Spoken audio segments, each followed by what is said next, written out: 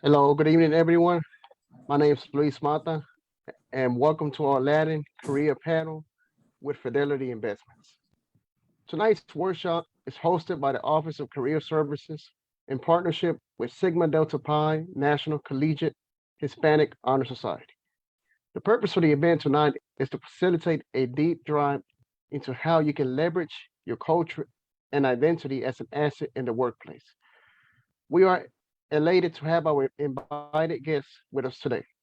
I have the pleasure of introducing Samantha Aguilar, talent champion with Fidelity Investments, Jalissa Escobillo, interim transition service leader with Fidelity Investments, Monica Teague, regional center for talent champion with Fidelity Investments. These are our panelists for tonight. And first, I would like to begin with the first question. Could each of you tell us a little bit about yourself and what do you do in your current role at Fidelity? Sure, I can kick us off. Thank you, Luis, for that introduction. My name is Samantha Aguilar. My pronouns are she, her, and hers, and I identify as Mexican. And currently at Fidelity, I'm a talent champion with Monica. And that's just a really weird way of saying we conduct interviews every day and talk to wonderful people, like I know all of you who joined us are. And we're really looking for folks who don't just fit in with Fidelity, but add to Fidelity and help us get to that next level. So we are hiring managers essentially and doing those interviews. I'll pass it over to Monica. Awesome, thanks, Sam. So yes, I'm Monica Teague. My pronouns are she, her, and hers. And I identify as Black and Hispanic. So I've been here at Fidelity for 15 years, been in multiple roles over my time, have seen the company also transform. So very happy and blessed to be in this spot to give forth these other opportunities to people who may not be finance majors, because that's not what we're looking for. So definitely glad to have this opportunity and get to showcase a little bit about Fidelity and also how you can contribute and embrace your culture while you're in corporate America. Jalissa, I'll kick it to you. Thank you. I'm Jalissa Escobedo. I was born in California, but my parents were born and raised in Mexico. So I was lucky enough to actually grow up in both countries. I spent a lot of time in Mexico as a child, went to school there, spent a lot of time in the US as a child, went to school here back and forth. I am a transition services team leader, which basically means I lead a team of people that help our clients deal with their accounts when life events get in the way, or life events cause things to have to happen to their accounts. It's like inheriting money from someone that's passed away, divorces. A lot of our clients have these minor accounts and have now become adults, and we help them get those assets. But I am a people leader. And I did not come from a financial services background. My background was actually speaking to clients and just really enjoying connecting with others. And I was able to leverage that into a career in the financial services industry just because I loved people. And I'm so happy to be here today. Yes, ma'am. Well, thank you all for that introduction. Oh. Yeah, thank you all for that introduction. And I'll be moving on to the next question. How do you get into the current industry and or role you're in right now? And I'll start with Jalissa. Thank you. So my whole life, I have looked at people and kind of been like, man, I like that person. They seem really happy. They seem successful. What do they do? And they'll tell me a little bit about their background. And the way I got into Fidelity was I used to work sales for a and I used to service Fidelity client or Fidelity employees. Always just so happy and just such an awesome. Where do you work? It's like, oh, I work for Fidelity. It's boring. Like happy people normally work in places that are a good place to work. And I kind of have been doing that throughout my entire career. I meet people that seem to be really happy that I click with. I ask what they do, and then I learn more about the role that they're in. And if it's something that looks like I would enjoy too, I kind of follow that path. Actually, Jeff Hutchins, he was the one that interviewed me and I made that connection. And I still do that to this day. He was a team leader and I thought, what's it like to be a leader? And I pursued that. I'll kick it off to Sam. Awesome. So for me, right out of college, I took the first job that was offered to me. Whoops, that was not the right thing to do. It was at a credit union, it was in finance. I really liked what I was doing, but what I found after a year of being there is I didn't like where I did it. And I didn't research the company culture before I took that role. And now that I do interviews every day, I found that I'm not the only person who has made this mistake. So if there's one thing that I would hope y'all all walk away with today, it's just to do that research and make sure that you get with the company that you can see yourself long-term and that has values that are your values as well. So I took that step back, did my research, found Fidelity, had a blast in my interview, and I'm glad I made that switch. So that's how I got here. And in my current role, kind of just going off of Hispanic Heritage Month, I know there's a lot of questions today about what does that mean in corporate America? How have you code switched before? Have you hidden yourself before? And I'll be transparent and say I definitely did when I started with Fidelity, and I muted myself a little bit. But as I came into this culture and had great leaders, also like Jeff Hutchins, like Julissa said, who really encouraged me and showed me the value that I had just being myself. And then I joined our Black and Latino employee resource group, which just really helped me elevate my confidence. I was able to start using my voice for other people who might have felt that way. And I feel like because I was confident in using my voice, I've been giving more opportunities since then. So I think that's how I got to where I am today, is basically long story short. But I'll pass it over to Monica. Thanks, Sam. So I came here right after graduating college. I did have some choices after graduation, but I ended up choosing Fidelity simply because I wanted to have a long career, not necessarily maybe in the industry, but wasn't sure how long I would stay at Fidelity, honestly, if I'm being really transparent. But Fidelity offered a type of support that was really unmatched to other companies when it came to, okay, so my job is relying on me passing these exams. That's a lot of pressure that I absolutely needed a job. I needed the benefits. I had a toddler at the time. So a lot was on the line for me, and Fidelity just supported you way more than other companies did. And I was able to knock out the licenses and continue and pursue my career.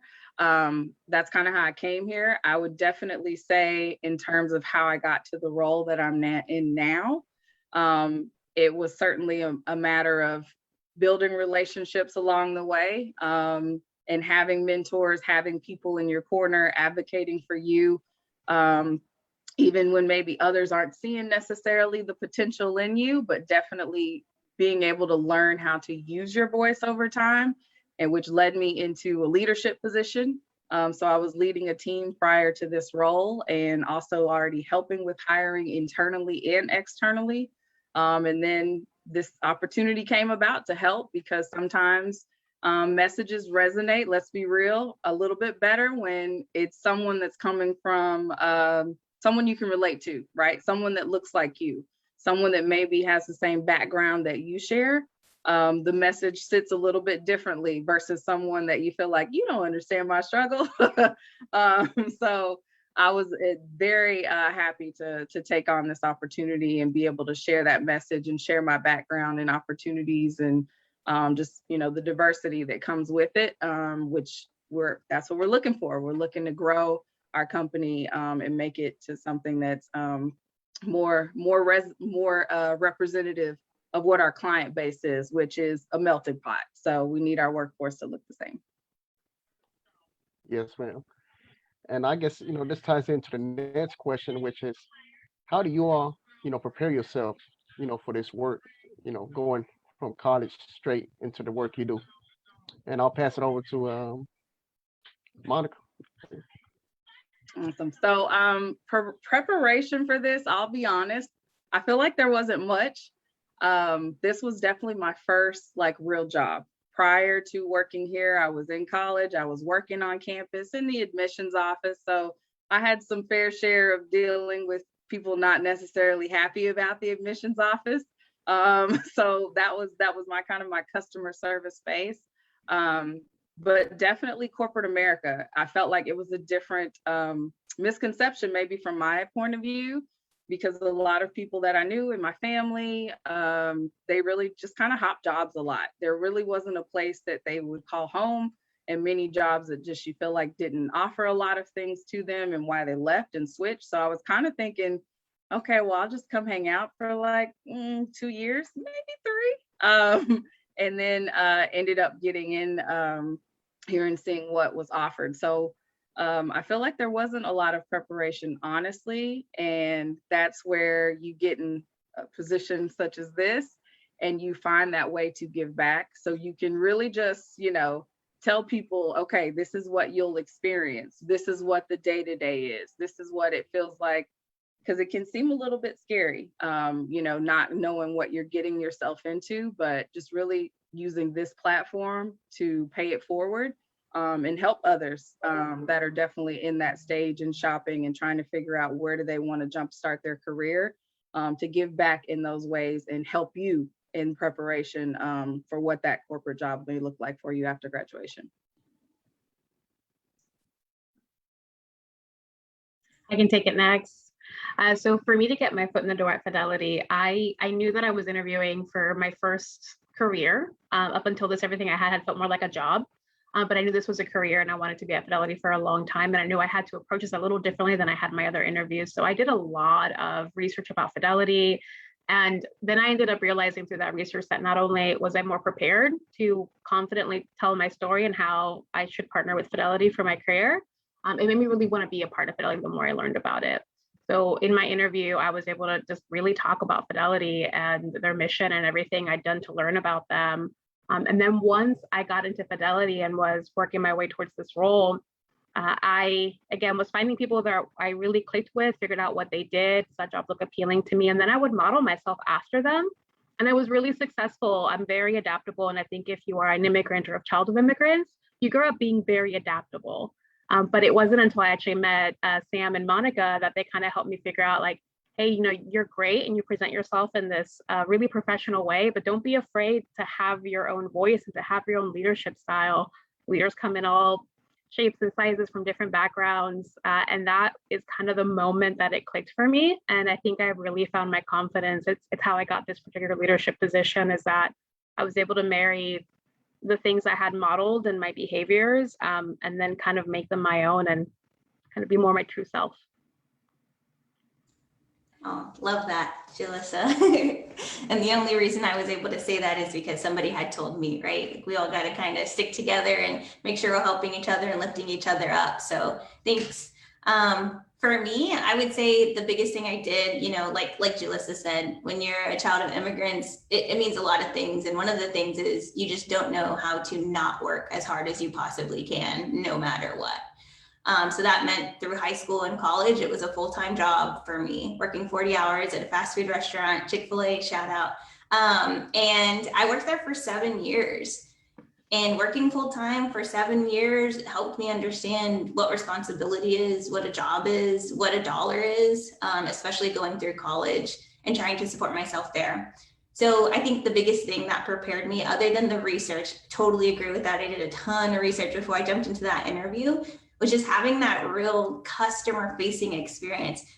I'll tell you all a secret. It wasn't that finance degree that I had. That's what I thought was going to help me the most. It helped me a little bit, but that was not what helped me the most. It was that customer facing experience, dealing with upset customers, providing that exceptional service. Those are the things that got me this job, but then more importantly, helped me to be really successful once I was in it. Yes, ma'am. That's very interesting. Thank you for sharing. My next question will be, so how has your field or industry, changed in the past 5 years? And anybody can start. I can take that because I think we're probably all going to have slightly different things to say, and all of them very much real. There's so much that has changed. For me, what has most noticeable to me has been technology has kind of made investing and stock trading and really this kind of field that we're in open to everybody. Before, investing was kind of to a select group of wealthy clients. Wealthy white clients was kind of every investor's bread and butter. And now with technology and Reddit and just kind of more information out in the world, I mean, everybody with a smartphone can start investing and start purchasing stocks and kind of dip their toe into it. And that has made it to where for us to be successful, we've had to kind of reach out to demographics that we've never reached out to before. And it's actually been really amazing to see. I'll kind of jump in with my 15 years under my belt. I will say I've seen it change tremendously. And kind of speaking on what Jalissa just mentioned, which is 15 years ago when I walked into Fidelity, I'll be very honest, it was very white, a lot of white guys. And I was like, and everyone has a finance degree, like, okay, yes. But the company has transformed, been very intentional with their efforts from the forming ERGs. When I started here, Aspire was not a thing. So it was great to have those connection points and meet people that you don't know, because Fidelity is big. It's you can't meet everybody on every single floor, even when we were only one building at the time. So it's been really great to see the company transform. Definitely see people from different walks of life, different backgrounds, people that English are not their first language, and from countries all over, right? And just different, academic backgrounds. So it's been really tremendous to see that, because that is more representative, again, of what our customer base looks like. And I'm just really glad to have been here long enough to see it transform, and I won't have to look really far to see someone that looks like me maybe at times.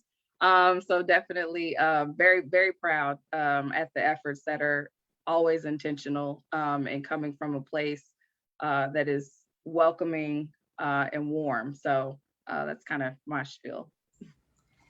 Yeah, and I mean, I agree with both of what y'all said. The thing that I would add on is Fidelity is privately owned, which means we don't have shareholders that we have to answer to. And we've done a really good job of making sure that our shareholders, quote, are our clients and our associates. And I think one of the biggest things that has changed across the nation is that now, as college graduates, you are getting actual offers. 3.5 offers on average for the 2020 graduates that we saw here. And so that intentionality that Fidelity has towards the associate experience, I've just seen more people appreciate that now, knowing that, okay, you have all the options in the world, but people choose to be here because of the things that we can offer them. So that's one of the bigger changes, more than Fidelity. Yes, thank you for sharing. My next question, will be, what advice will you offer to Hispanic, Latin students in college and young professionals to help build their resumes, and to stand out in the workplace? I can go first on this one. I think one of the pieces of advice that we'll probably all have is just know your worth. That is huge. Like I said, you're getting offers across the board right now. Take a step back. Don't do what I did and take the first thing that you're offered right out of college. And just know what you bring to the table. Like, you're all probably really just amazing human beings. You're taking time out of your evening to watch us speak today to help you in your career. Know what you're worth and have that confidence going into it. So that's one part. The resume piece, your experience matters. We see a lot of people come in and they won't put that they worked at Burger King. And as soon as they tell us, we're like, wait, that's all we want to talk about right now. That customer service that you did, that's the bread and butter here. Also, you held down a job while going to school, while raising a family, while taking care of your parents, whatever the case is. That is just so impressive. And so just don't think because it's a fast food restaurant or because it's, working with my dad owned a screen printing company, working with your dad in the garage, whatever the case is, we want to know. So that's all I have. Yeah, Sam is exactly right. I think we get more excited about when we see like, okay, great, you had these internships and that's great. We love that you've got some professional experience, but customer service is like our jam. We want to hear about that. What have you done? So never feel like you need to tailor your resume for a finance company or whatever company it is, where their center is customer focused, we absolutely want to know, like Sam said, yeah, okay, great. You were at Burger King, Chicken Express, like whatever it is, we want to hear about it. What did you do there? Because you're going to probably experience definitely situations, not exactly, but very similar in terms of maybe tone and emotion in dealing with customers, that it happens everywhere, and fidelity is not any different. So don't shortchange yourself. And don't limit yourself to jobs that you've had. You know, if you've put in your hours, volunteer work, things that you're passionate about, put that in the resume. You know, maybe you are passionate about teaching yoga, so you've done that. Put that in there, and don't be afraid to keep it to just work, professional experience. Talk about the things that really drive you. Yes, that's pretty good advice, to share. Thank you. My next question will be, you know, just like with any job, we have some stressful parts, in the job. So how do you deal with the stressful part, of your job? And I'll kick it off to Monica. Awesome. So stressful part of my job, I've held many different roles here. So for me, I would certainly say, personally, I'm a spiritual person. So I will definitely, I need to meditate it. I may need to pray about it and find out, okay, I need to center myself, refocus. And then honestly, over my time here, I've built relationships with people. Jalissa and Sam, they're part of my work family. So I leverage my work family. They're not just people that I work with and I'm like, oh yeah, they work, I just don't never see them. I don't really know them that well. No, I know their personal numbers, addresses, name it. But I leverage my village, right? They're just like my extension of me.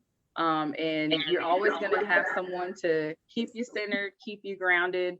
So knowing just when to, ask for help. Everyone comes to that moment when you're experiencing stress, and you can certainly address it and handle it when you have definitely a circle of people that you can trust, and whatever that means to you, but definitely leveraging the help and asking for help when you need it most. I can take it next. Definitely echoing what Monica said. Sam and Monica have both been pulled into Zoom rooms on days where I've been like, I need to unload. So definitely what she said. And also, if there are moments where sometimes you cannot work through the stress, you cannot just push as hard as you can. You just have to pause, step away, take a break, and remind yourself why you're working so hard.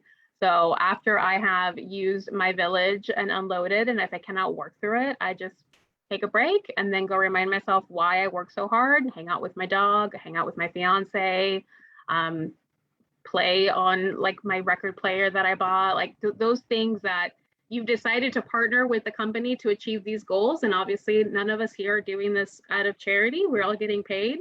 So I remind myself of why I work so hard and the things that I have that keep me going. And then I get back into it. Yeah. No, definitely. Exactly what they said. I pulled Monica in today in a Zoom room. I was like, I need to talk to you. So that's a really big part of it. I think people just de-stress in different ways. So just kind of doing that soul searching, understanding what it is for you. Again, being super transparent, I cry. I cry for good things. I cry for bad things. I cry for everything in between. So sometimes it just takes a really good cry for me to be like, okay, I'm ready to go.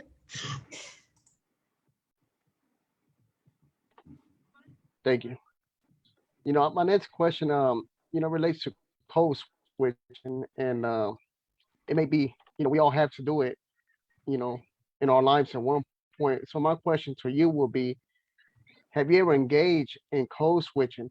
And if so, can you give the audience an example of a time you chose to code switch? And anybody can start. I'll kick us off on this one. Code switching, I think, is extremely common when you're in a place that you and nobody around you has been before. So being first generation college student, being the first person who basically isn't an entrepreneur working in the garage, printing shirts or farming vegetables and bringing to the farmer's market. In my family, the corporate world was really intimidating to me. And when I got into it, I definitely code switched, but I'll give you 2 examples of the things that I wear. So one of them was my hoops. Hoops are very big in the Latina culture. Monica has her on now. I just didn't feel like it was appropriate for me to wear in the workplace, which saying that out loud now seems crazy. But I didn't. The other one was a gold chain that my grandma gave me and that she blessed, and she told me never to take off. It had, you know, it was religious and it was gold and it was very kind of that stereotypical Latina piece. And it was something else that I just felt like, I don't know how people are going to look at me if I go into the meeting wearing these hoops, wearing this chain, doing that. And then I joined Aspire, our Black and Latino employee resource group. And I kind of gained that confidence of like, wait. Who I am is exactly what Fidelity wants. They want my perspective. They want me to say, hey, this isn't right, or hey, we're doing really great here. And ever since I found that confidence, I've also taken that into what I wear. And I just represent who I am and what makes me feel good. Because if I wear those hoops, it's like power day. Like what I got an interview going on, I got a big presentation going on. It's like they kind of give me power, you know? So that's one example. I can go next. So it wasn't until I met Sam and Jeff Hutchins that I realized that I used to code switch all the time. Like I used to do it since I was a little kid, to the point where I didn't even know I was doing it. So I realized, I identified that I do it. And now I'm very good about recognizing it and talking my way through it and asking myself, am I being professional? Am I being polished? Or am I trying to change who I really am to make this person comfortable? But the most recent example from working at Fidelity was my hair. I was always really self-conscious because I have like this big fluffy curly frizzy mess, and so I was always like flat ironing it and making it smooth, and like just like, because I thought like if you've got frizzy hair, you must look unprofessional and you must look tacky, like you just rolled out of bed. And no, it's just my natural hair.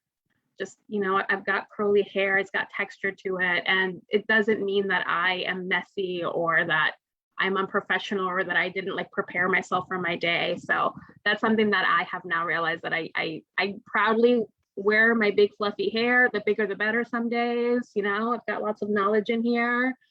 So that's something that I'm learning to work through.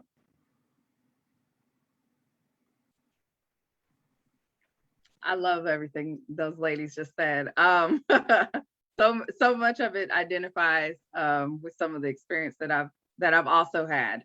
Where from the hair, definitely the hair. I have really curly hair, and I would wear my hair curly. And so for me, I then kind of struggled with, if I straighten my hair, I have really tight curls. And is someone going to ask me about how did my hair get that straight? Is it mine?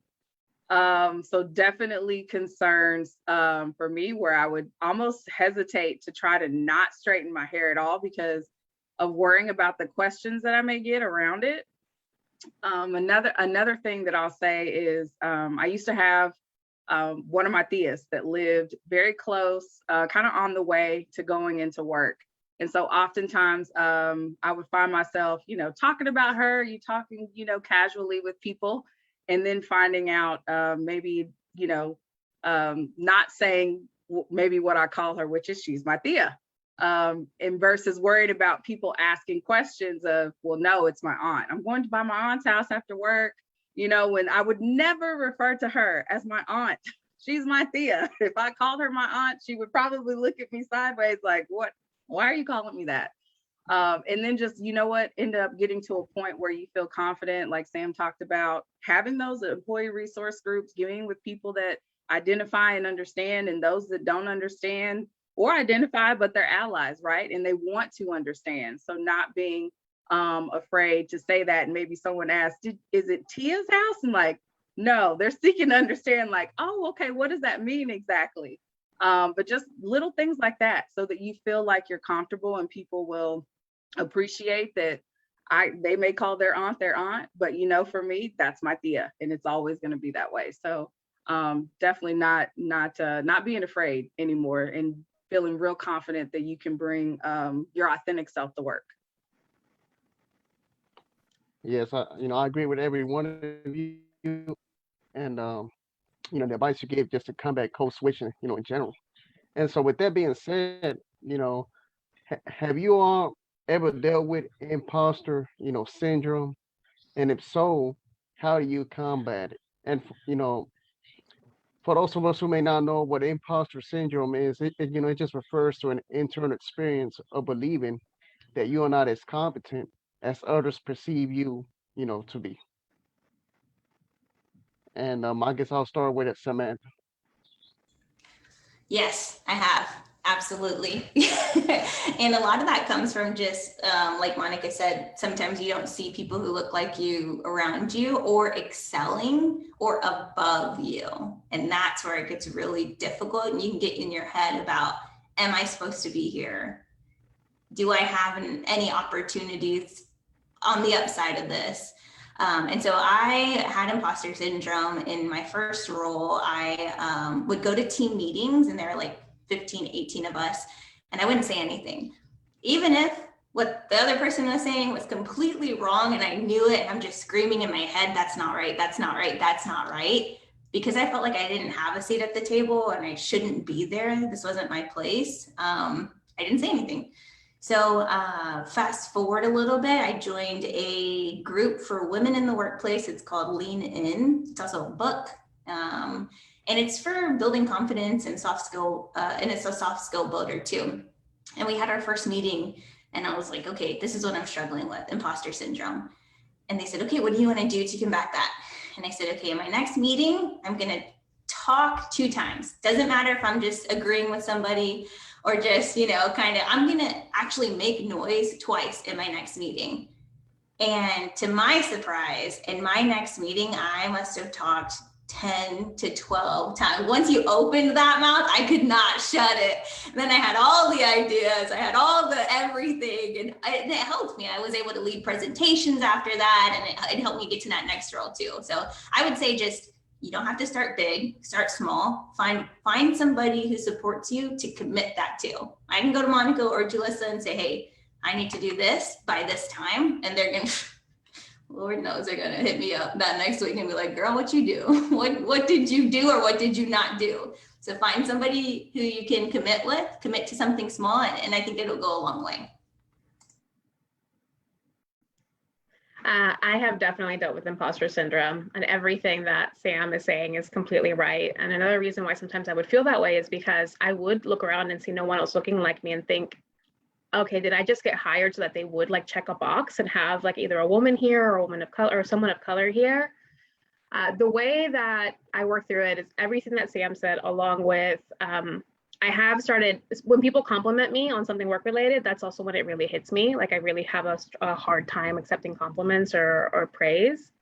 And a friend of mine pointed out and said, hey, do you think that your leader's incompetent? And I'm like, not at all. I'm like, okay, then why don't you trust their ability to hire a competent person? Or why don't you trust this person giving you this compliment? Like, do you think that they're deceitful, that they're incompetent, they don't know what they're talking about? And that's just kind of the way I would talk myself through it and say, yeah, there's no reason for me to feel this way. Like, I absolutely trust Monica's feedback. I trust my leader's feedback. Like, if they're telling me I'm doing a good job, I am truthfully doing a good job, and I don't have to prove that to myself. Yeah, for me, it goes back to something Sam said, which is find people who will support you, give you kind of honest feedback, ideas, but also kind of hold you accountable, right? Because the first part in dealing with that is you've experienced it, but right, how do you overcome it? And I definitely had been in a place where I felt like I was pretty much in my shell. It's like I didn't want to be on the radar, good or bad reasons. I just didn't want to be, I wanted to fly way under it. Let me just put my head down, do my job. And I remember there being a leader that had come to me and said, I really think this and that. And I was just like, nope, and nope. And they were like, so no, this is actually a voluntold. You're going to do these things because I need you and you have the right, attitude. So definitely someone tapping into the potential they see in someone and putting you forth and supporting you in that process, because it can be a little scary, right? To Sam's point, go from not talking to like, okay, I'm going to try 1 to 2 times. Like that's a huge step, to talk 1 to 2 times versus not talking at all. But definitely you rip that Band-Aid off. And for me, that's exactly what happened, where it became that I was involved in one thing and then it just kind of just snowballed into so many other things, and being involved, but also pulling other people and people that I certainly felt were in the same boat, right? Where maybe they were a little bit, closed up and not as engaging as I knew that they could have been, because I've seen them on a one-on-one basis, and bringing those people the same way out of where they were, the same way someone else did for me. And it's really comes down to definitely that supportive people that you have around you.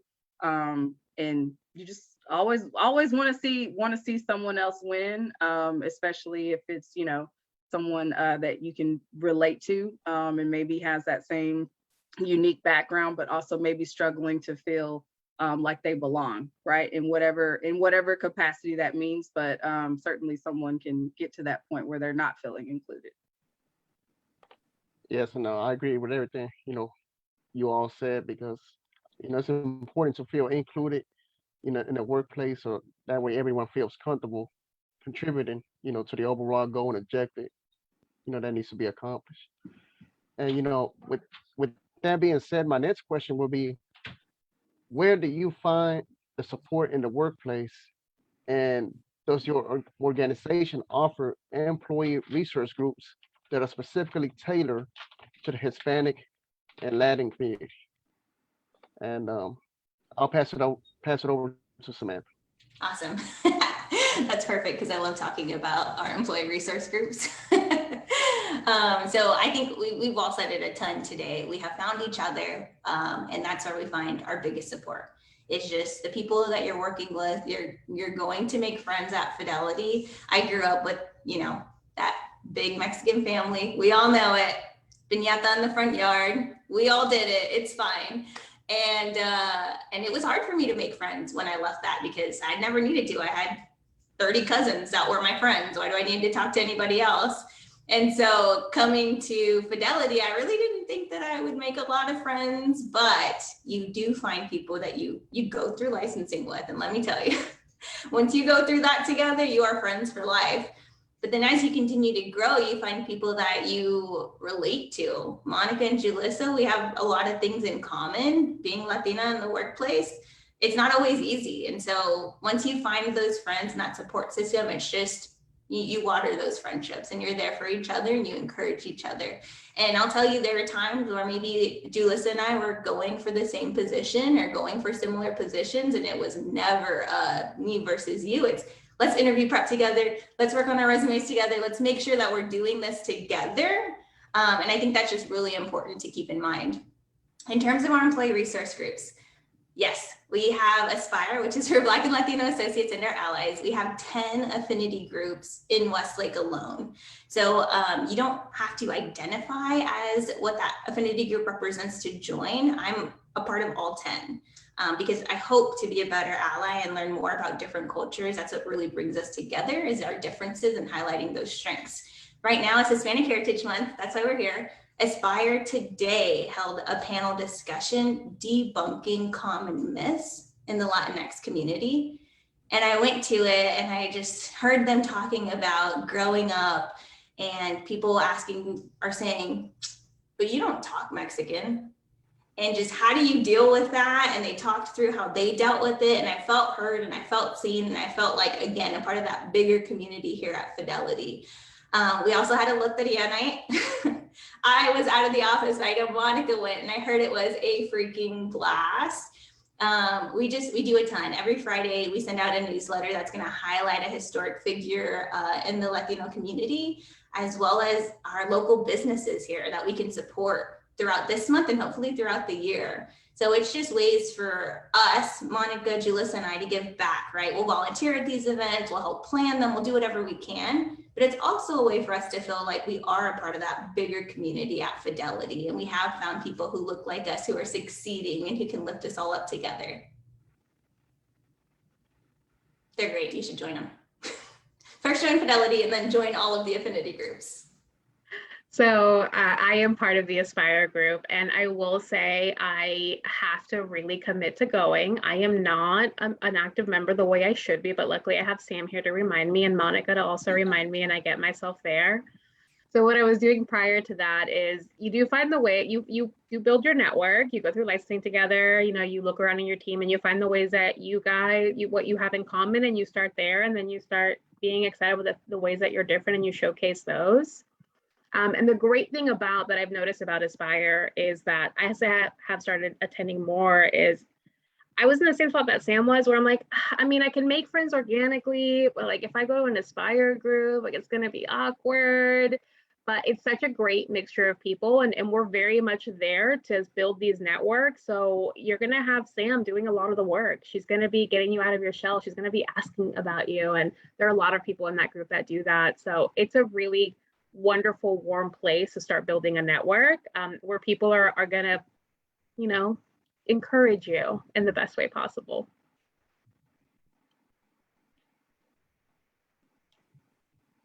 Yeah, I think one last thing that I'll say about the groups, and just keeping in mind that, especially with Aspire, because I can remember the days when we didn't have an Aspire. So when it came about, for me, I was probably very, you know, very selfish and thinking, oh my gosh, I'm Black and Latina. Yes, it's a group just for me. But no, it's been great to really, definitely, I would say, hands down throughout the pandemic, and us being primarily virtual, being more involved, and to get in front, build relationships, and just have those light moments where, yeah, I was geared up the entire last week waiting for Loteria on Thursday. So it was just little moments like that you're able to connect with people, but also share. Some people hadn't had a clue what Loteria was, and they're like, bingo, no, Loteria. So it's awesome to also have those allies where you can really just share about the culture, and educate, and it just really makes for a more cohesive workforce. Yes, you know, I agree, because especially, you know, a lot of friendships and, you know, relationships we have in life are made, you know, through either extracurricular activities, clubs, organizations, student organizations on campus, or, you know, employee resource groups. So I agree, you know, that ultimately us being involved could ultimately open doors to meet people that we never met before. And moving on to my next question will be, what is one piece of advice, you know, you would tell your former self if you could do it all over again from the beginning? And anybody can start. I'll go first. Being the vet in the room, I feel like I would definitely tell myself to do things without hesitation.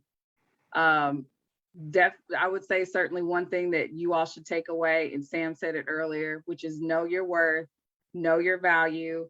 Don't discount those things, and, you know, just do things without hesitation.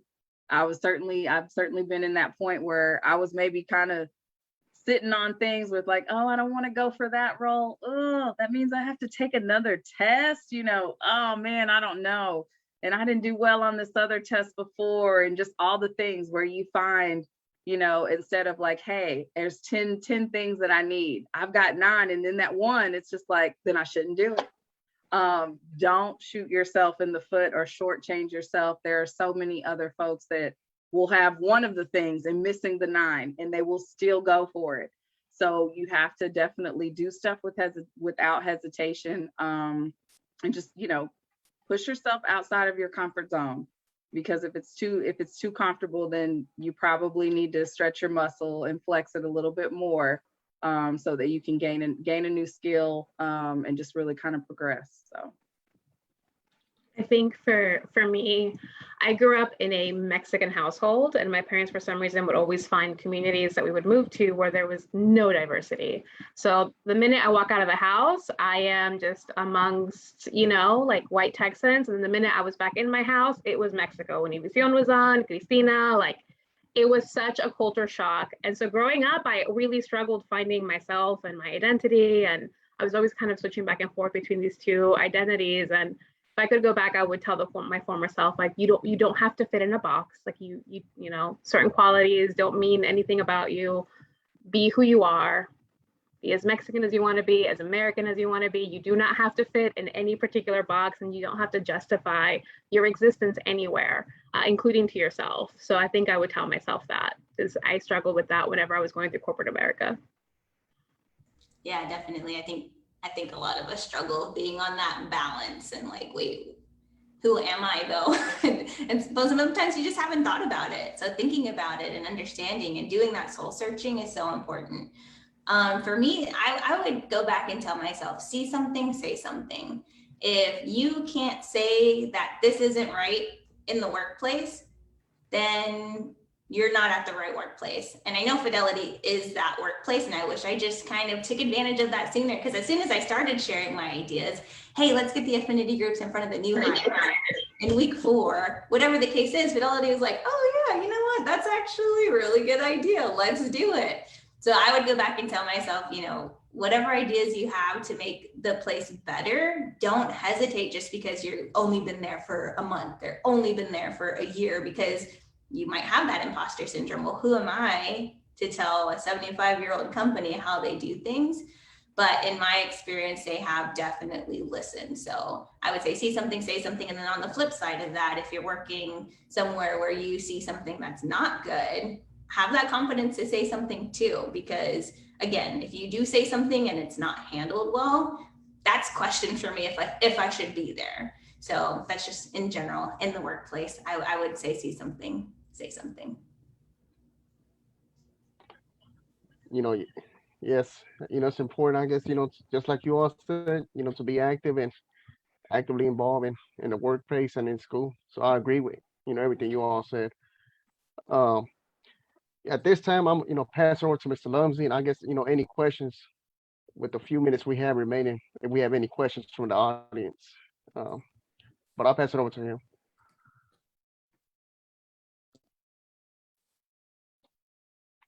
Awesome. Thank you so much, Luis. I want to say thank you so much for moderating today. Excellent job, sir. You held it down, and I think you're a natural. I think we need to have you back more and more. I don't know how, but we have to figure out a way to get you on the payroll. Just saying. And I want to say also too, thanks for our awesome panelists for sharing their stories. I so love hearing from you guys, and I know our students got a chance and they love hearing from you guys as well, and being so authentic and transparent and telling us the real. And we greatly appreciate that. And then to my awesome colleague, Jeff, thank you so much for always going along with my crazy ideas of, hey, we can try this. We haven't tried this before. So I feel like I'm channeling my inner spirit of Samantha. There you go. See something, say something. Also, absolutely. We are all on LinkedIn. So please, whether it's a Fidelity question or any other question, I know all of us are super open to chatting with anybody. We've gone through a lot during our short time, or me and Julissa's short time. Monica has 15 years of experience that she can share. Please reach out to us. And especially if it is about Fidelity, though, we'd love to have you all. So go ahead and apply. Go ahead, just apply already. It'll be fun. We'll work there together. It'll be great. It's a great way to meet Sam and Monica. Just meet them in an interview. That part right there. Yes.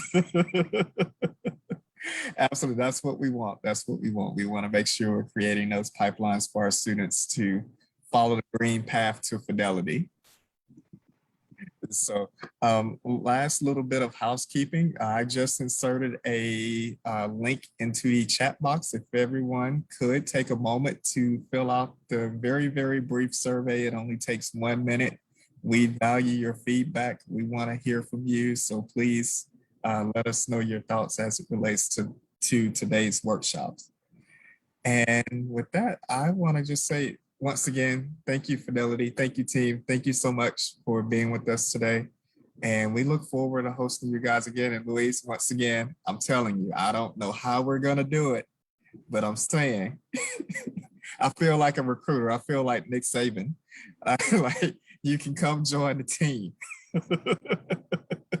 Before Fidelity, Career Services.